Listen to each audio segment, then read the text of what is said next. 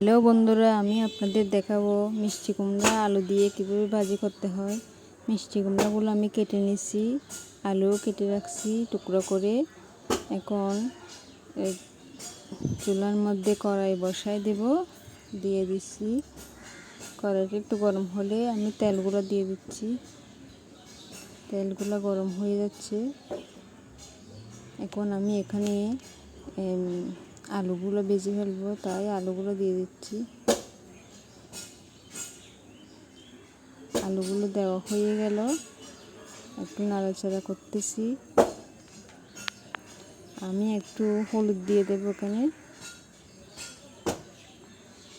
আর একটু লবণ দিয়ে দেব। লবণ দিয়ে নাড়াচাড়া করতেছি।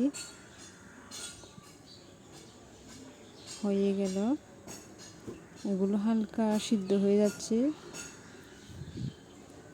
তাই আমি এখানে পেঁয়াজ আর কাঁচা লঙ্কাগুলো এখানে দিয়ে দিচ্ছি। দিয়ে নাড়াচাড়া করে নেব। আমার দেওয়া হয়ে গেল, এখন নাড়াচাড়া করতেছি। আমি একটু ঢাকনা দিয়ে রাখবো কিছুক্ষণ সিদ্ধ হওয়ার জন্য। ঢাকনা দিলে তাড়াতাড়ি সিদ্ধ হয়ে যায়।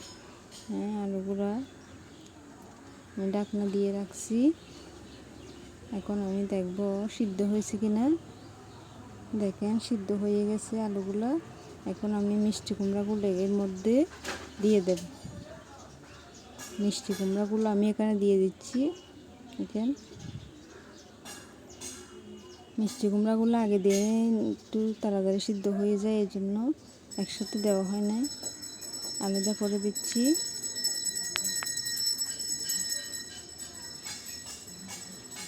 আমার নাড়াচাড়া করে আমি কিছুক্ষণ রাখবো, দেখবো এটা অনেকখানি সিদ্ধ হয়ে গেছে। আমার ভাজিগুলো প্রায় হয়ে যাবে। এখন আমি একটু ঢাকনা দিয়ে রাখি। দেখেন ঢাকনা দিয়ে রাখছি, সিদ্ধ হয়ে গেছে ভাজিগুলো। এখন খুব সুন্দর লাগতেছে।